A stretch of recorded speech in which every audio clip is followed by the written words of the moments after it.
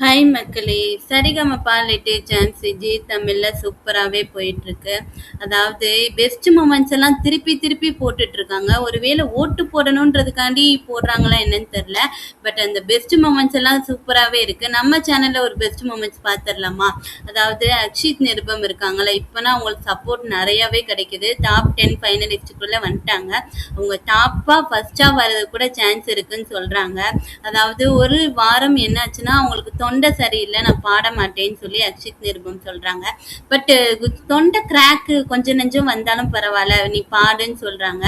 அவங்களும் இந்த பரமசிவன் கழுத்தில் உள்ள பாம்புன்னு ஒரு சாங்கை செம்மையா பாடுறாங்க. அவங்க பாடின உடனே பாடி முடிக்கிறதுக்குள்ளேயே கோல்டன் ஃபிளையரை சைந்தவி கொடுத்துட்றாங்க. ஏன்னா அவ்வளோ நல்லா பாடின, என்னடா உடம்பு சரியில்லாத பையன் மாதிரியா பாடின, செம்மையா பாடினடான்னு சொல்றாங்க. அந்த பையன் உடம்பு சரியில்லாததுக்கு அதுக்கும் இப்படி ஒரு சக்சஸ் கிடைச்சதுனால ஸ்டேஜ்லேயே அழ ஆரம்பிச்சிடறான்.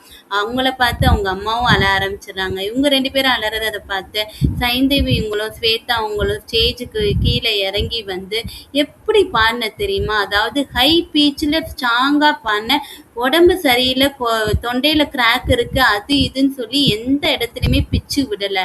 அது மட்டும் இல்லாமல் உன்னோட சாங் மனசுல சேர்ந்துச்சுன்னு ஸ்வேதா அவங்க பாராட்டுறாங்க. அதாவது நிறைய கண்டஸ்டன்ஸ் வந்துகிட்டே இருக்காங்க ஃபைனல்ல. பட் ஃபைனலா கடைசியில யார் ஒருத்தர் செலக்ட் ஆக போறா?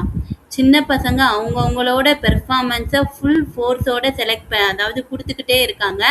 டாப்பா யார் வருவாங்கன்னு நினைக்கிறீங்கன்றத கமெண்ட்ஸில் சொல்லுங்க.